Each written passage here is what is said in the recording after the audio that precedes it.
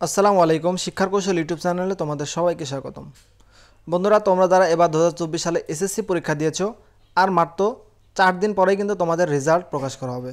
অর্থাৎ তোমাদের আগামী 12ই মে সকাল 10টায় কিন্তু প্রধানমন্ত্রী রেজাল্টটি প্রকাশ করবে। তো এই শেষ মুহূর্তে এসে, রেজাল্টের আগ মুহূর্তে এসে অনেক শিক্ষার্থী খুবই টেনশনে আছে, ডিপ্রেশনে চলে গেছে। তারা কিন্তু অনেকেই টেনশনে আছে যে তারা পাস করবে কি ফেল করবে না, আবার অনেকেই টেনশন আছে যে তারা A+ পাবে কি পাবে না।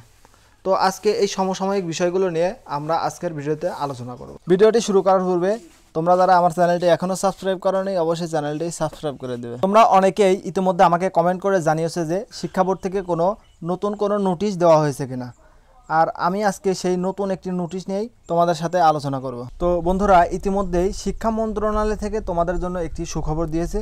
সেই সুখবরটি হচ্ছে, এবার অনেকেই কিন্তু রেজাল্ট একটু খারাপ করেছিল, যেমন গণিত, আইসিটি এবং ইংরেজিতে। তো সেখানে কিন্তু গ্রেস মার্ক বাড়িয়ে দিয়ে তোমাদের রেজাল্ট একটু বাড়িয়ে দেওয়া হয়েছে, যার কারণে A+-এর সংখ্যাও বৃদ্ধি পেয়েছে, আবার পাশের হারও বৃদ্ধি পেয়েছে। তো চলো এবার আমরা দেখে আসি কোন কোন বিষয়ে তোমাদের গ্রেস মার্ক বাড়িয়ে রেজাল্ট বাড়িয়ে দেওয়া হয়েছে। তো ফার্স্টে দেখে আসি গণিত। তো গণিতে এবার অনেকেরই কিন্তু MCQ তোমরা খারাপ করেছো। তো MCQ এ যারা 7 অথবা 8 পেয়েছো, সেখানে কিন্তু শিক্ষকরা তোমাদের 2 মার্ক গ্রেস মার্ক দিয়ে তোমাদেরকে MCQতে পাস করে দিয়েছে। সেক্ষেত্রে ফেলের হার কিন্তু অনেক হারে কমে গেছে। এখন যারা তোমার 4 অথবা 5 পেয়েছে, তাদের কিন্তু গ্রেস মার্ক 2 মার্ক যদি বাড়িয়েও দেয়, তারা কিন্তু তাহলে তারা কিন্তু পাস করছে না। তো সেক্ষেত্রে তাদের কিন্তু ওটা ফেল আসবে। আর গণিত সৃজনশীলে যারা 17, 18 বা 19 পেয়েছে, সেখানেও কিন্তু 5-6 মার্ক বাড়িয়ে দিয়ে পাস করে দেওয়া হয়েছে। এরপর আসি তোমাদের ইংরেজি দ্বিতীয় পত্র। এবছর অনেক শিক্ষার্থী আমাদেরকে জানিয়েছে যে তাদের ইংরেজি দ্বিতীয় পত্র পরীক্ষা একটু খারাপ হয়েছে। তো এখানে আমি তোমাদের বলবো, টেনশন করার কোনোই কারণ নেই, কারণ ইংরেজি দ্বিতীয় এবং প্রথম পত্র মিলে, দুইটা মিলে কিন্তু পাস। তো তোমরা যদি দুইটা সাবজেক্ট মিলে পাস করো, তাহলে কিন্তু তোমরা ভালো একটি রেজাল্ট করতে পারবে। তো আমি তোমাদেরকে বলবো, তোমরা ইংরেজি নিয়ে কোনো টেনশন করবে না।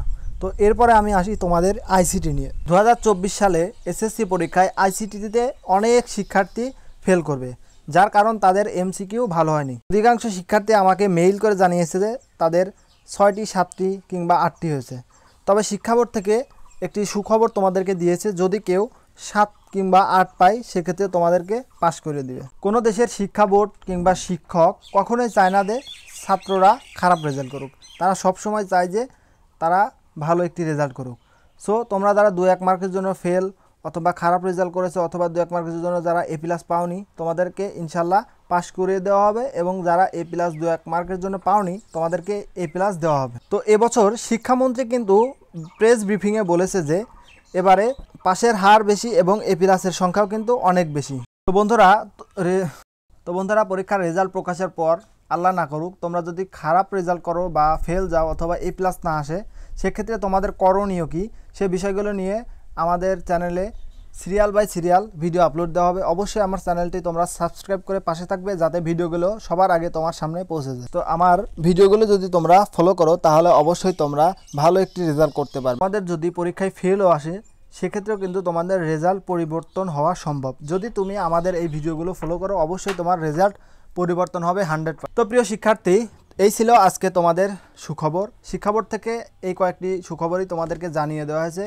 তো রেজাল্টের আগে যদি আরও কোনো সুখবর দেওয়া হয়ে থাকে, তাহলে অবশ্যই তোমরা আমার চ্যানেলে পেয়ে যাবে। তো তার জন্য অবশ্যই আমার চ্যানেলটি তোমাদের সাবস্ক্রাইব করে রাখতে হবে, যাতে ভিডিওটি তোমার সামনে চলে আসে। আজকের মতো ভিডিওটি এখানে শেষ করছি। শিক্ষার কৌশল ইউটিউব চ্যানেলের পক্ষ থেকে তোমাদের জন্য রইল শুভকামনা।